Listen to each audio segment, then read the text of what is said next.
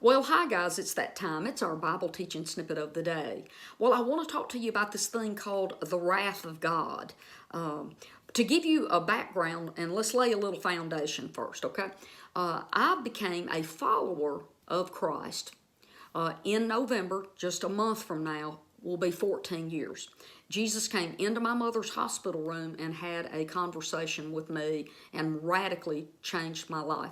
It's almost like Paul's conversion from Judaism to following Christ on the road to Damascus. Everything about my life changed that night. And one of the things that I experienced was this deep desire, this burning desire in me to study Scripture. And here's the thing, I was an atheist. I didn't even own a Bible. I had to go buy a Bible, guys, okay? But I came up through the regular denominational churches here in the United States. And what do I mean by that? Did you know most all of us, it's rare to find somebody that don't follow the standard belief systems that's been put in place in America. But in America, we follow the Western Church, which is known as the Roman Catholic Church. We follow their doctrines. The Eastern Greek-speaking church do not hold the same beliefs that we do about God and about Jesus and a lot of different things, okay? They don't believe in hell. They don't believe, actually the Greek-speaking Eastern Church, many of them still teach abstaining from eating animal flesh, okay? So a lot of the things that I teach now is from the Eastern Greek-speaking church. And the reason they have different beliefs is because they're still reading in the Greek what Scripture was originally written in the days of Jesus and shortly after that during the times that all of the New Testament epistles were written, okay? What we have with the Western church, the Latin speaking, is they have changed, or should I say translated, from the Greek over into Latin, then over into German, and then over into English. And so, but we've been influenced by the Roman Catholic Church, the Western church, okay? So we kind of follow their doctrines. One of the doctrines that they have is this angry God who needs to get even with people for sinning. You must be punished for that. There has to be a price paid. You know, God's got to have a pound of flesh for every ounce of sin that somebody does. Okay, so I came up through this typical belief system where I was taught that God was angry, and instead of pouring his wrath out on us, it's like this cup of hot burning wrath that he pours out on his innocent son Jesus so he doesn't have to punish us for it. So Jesus takes our punishment upon himself, an innocent man who's done nothing wrong, and God kills his own son to satisfy himself. But then at the same time, which I thought was a little bit contradictory, is that we will in that same sense say that ultimately people that don't say the sinner's prayer, you know, I've shown you all of this. I've been talking about these little ministry cards, saying a sinner's prayer, so you don't go to hell, so you can go to heaven, so you can get a fire insurance card and all of this. Well, in this, if a person doesn't say that sinner's prayer, then God's wrath was never fulfilled by Jesus, and he's still angry, and he's still going to pour his wrath out on human beings. So that's kind of a double indemnity in a way. He put Jesus through all that, but now he's also going to punish people as well. We've got a little bit of a problem with some of the stuff that we believe. So today what I want to do is I want to talk to you a little bit more about the wrath of God. Now guys, I could just stay on this subject for a month or two as well. I could easily do 15 or 20 teachings. That's anywhere from 12 to 15 minutes a piece. So let me get started here and see how far I can get today, and I'll see if I want to do 2 or 3 more or not. I may just do a one-off teaching. I don't know. This is a pretty deep subject, and the reason is when we, remember I've told you time and time again, whatever foundation we lay about God is going to affect how we believe about God, what we think about him and what we believe. Now watch, if we think he's angry, full of wrath, and he's always in a bad mood and wanting to get even with somebody, we're going to believe a lot of wrong things. Our faith is going to be based on fear and not faith, like with a capital F, faith in Jesus. It's going to be fear instead.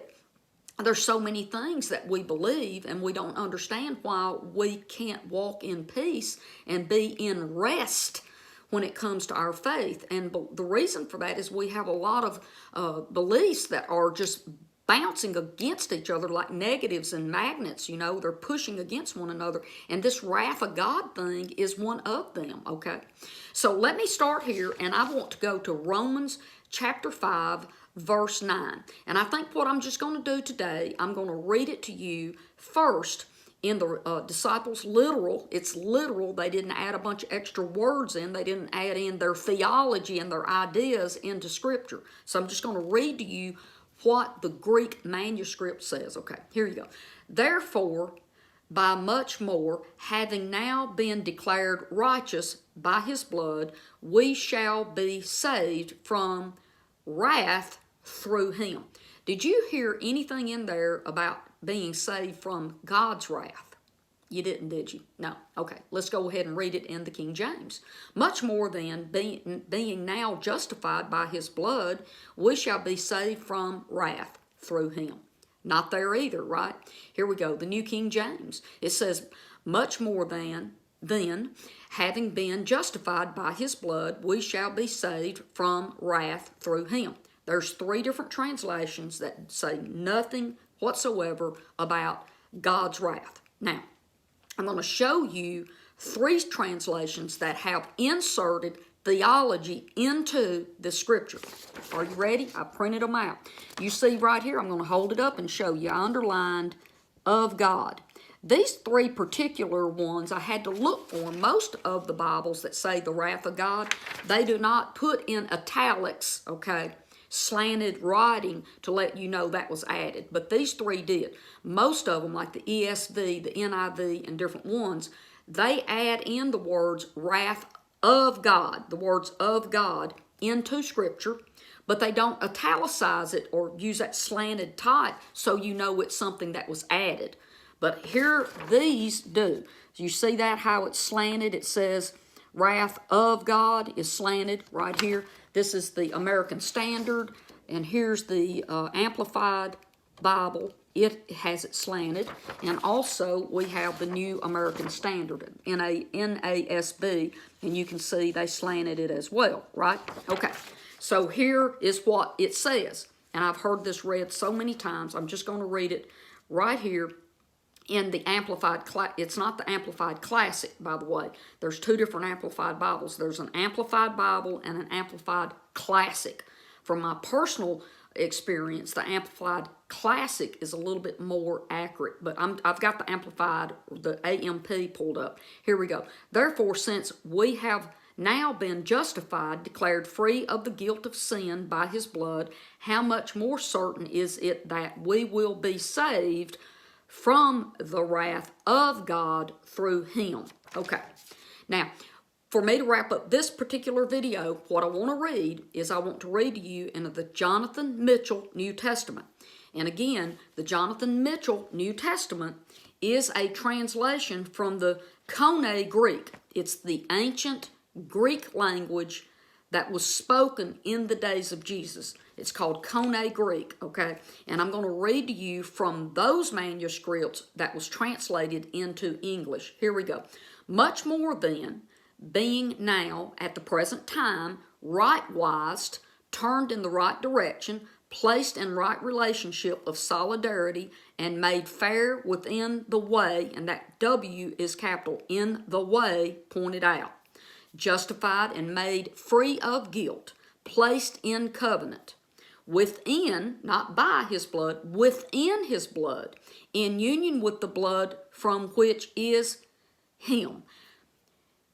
Within his blood, through him, we will continue being rescued, delivered, made healthy, made whole, returned to our original state and condition, saved, kept safe. Okay. Away from the conditions or situations of personal emotion, that's that word wrath, inherent fervor, anger, a natural mental bent or disposition, teeming passion, and swelling desire. And here's another key: our anger, human wrath. Did you get that? The Koine Greek in their manuscripts makes no reference whatsoever of God's wrath. That's all theology that's been added in through our Western church influence of the Roman Catholic. The Greek-speaking Eastern church has always read it from this perspective. The wrath that is going on is this unease, this anger, this displacement of human beings, the anger that I have toward who I am and where I am, and I'm just so lost and I'm on the wrong path, guys, that this human wrath, my own personal emotion, is what I need to be rescued from. I need Jesus to put me back on the right path, right-wise, where I am who God created me to be, not who Adam's sin made me become, okay? I want to read this to you one more time, but I'm not going to put in all that extra words. I'm going to just put in what's in the darker, and I can turn this and show it to you, but honestly, I didn't print it off, and I should have. I will post this scripture, but you can take a screenshot of that if you want to. I'll post this scripture here, okay? But you see I've highlighted and underlined some things, but the dark black print is what I'm going to read a second time to you, so it'll flow a little easier. Here we go. Much more than being now right-wised within his blood, through him we will continue being rescued away from the conditions or situations of personal emotion, our human wrath. How about that for a completely different vantage point of what that scripture was actually saying? So Paul here in Romans was not saying that Jesus' blood saved us from God the Father's wrath because God the Father beat and killed his own son. No, he's saying that through Jesus, okay, within Jesus, we are saved from our own fallen selves, is what this scripture says in the Koine Greek. Well, listen, I'm going to sign off here. I love you guys, and I will see you here, I guess, well, today's Friday, so I'll see you on Monday. Have a great weekend. Bye-bye.